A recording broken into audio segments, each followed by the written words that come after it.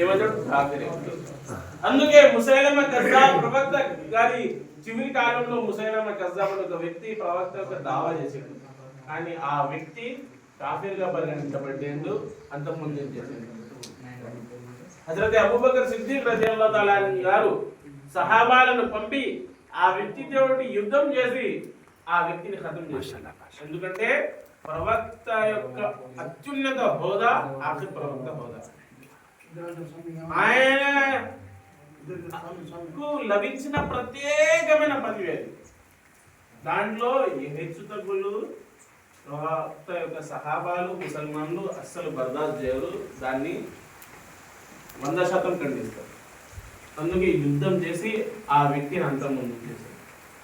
అలాగే ప్రతి కాలంలో చాలా మంది వచ్చిండ్రు. దాంట్లో మిర్జా గులాం ఖాదియానీ అనే వ్యక్తి కూడా నేను ప్రవక్తనే, నేను ఆఖరి ప్రవక్తనే, నేను ప్రవక్త యొక్క రూపంలో వచ్చిన, ఆకారంలో వచ్చిన, రెండవసారి మొహమ్మద్ గారి రూపంలో వచ్చిన అని బోధించింది, చెప్పాడు. అటువంటి వ్యక్తి ముసల్మాన్ అవుతాడా? అటువంటి ఒకరు హిందువులు క్రైస్తవులు, ఒకరు ఖాదియానీలు. వీళ్ళిద్దరి మధ్య తేడా ఏంటిదంటే ఒక హిందువు అని చెప్పుకుంటాడు, నేను రాముని నమ్ముతా, శివుని నమ్ముతా, అది తప్ప రైట తర్వాత విషయం, కానీ చెప్తాడు ఏం నమ్ముతాడు, మోసం చేస్తాడు. ఒక క్రైస్తవుడు నేను ఈసా అలైహిస్సలాం గారిని అల్లా కొడుకు అని చెప్పుకుంటాను.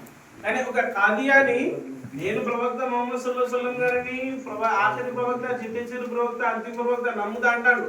మరి నమ్మినప్పుడు ఈ అహ్మదీ జమాత్ అని ఎందుకు పెట్టుకున్నాం? మొహమ్మద్ పెట్టుకోవచ్చు కదా ఫస్ట్ నుంచి.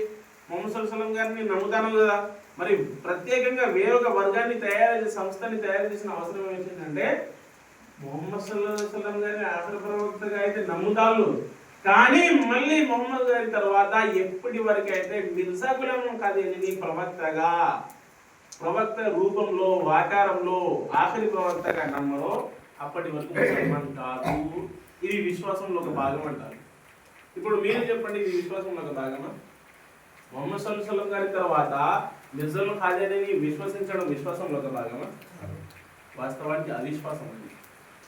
వాస్తవానికి అట్లా నమ్మితే ముసల్మాన్ ఉన్నారు, కాఫీరే.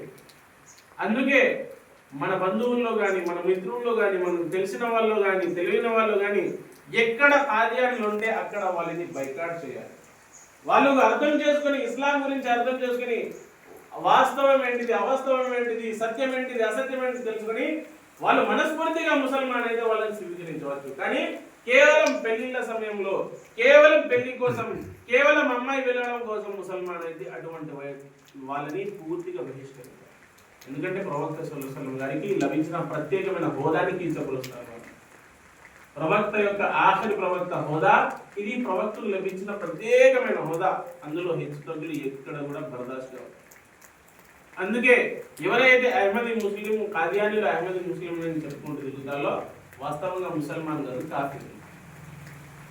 వాళ్ళతోటి ఎలాంటి విధంగా మనం సంబంధం కూర్చుకోకూడదు, సలాం చేయకూడదు, సలాం చేస్తే జవాబు ఇవ్వకూడదు. ఎందుకంటే ముసల్మాన్ అనుకుని సలాం చేస్తే మనం కూడా కాఫీర్.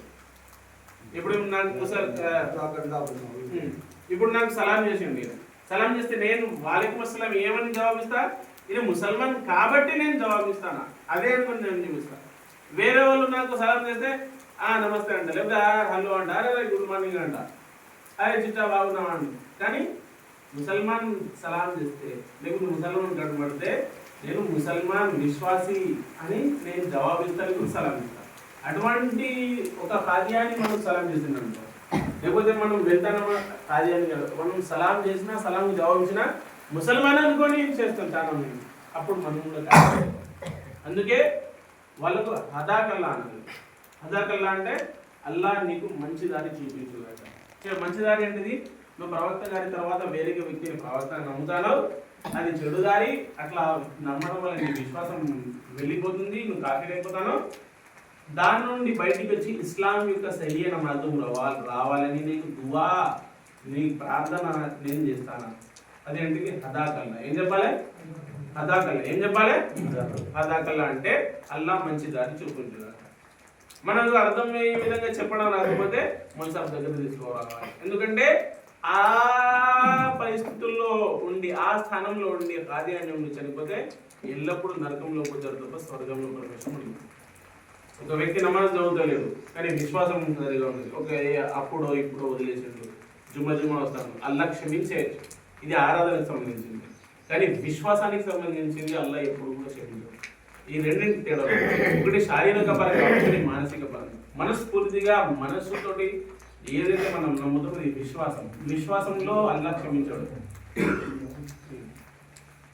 ఇప్పుడు ఇన్షాల్లా హజరత్ మౌలానా అయ్యూబ్ సాబ్ మీ ముందు కొద్దిసేపు